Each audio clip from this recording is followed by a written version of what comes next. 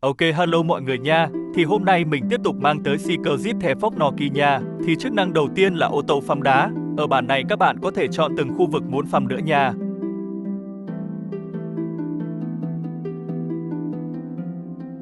Rồi tiếp theo là auto phăm xăm bi và định vị nha.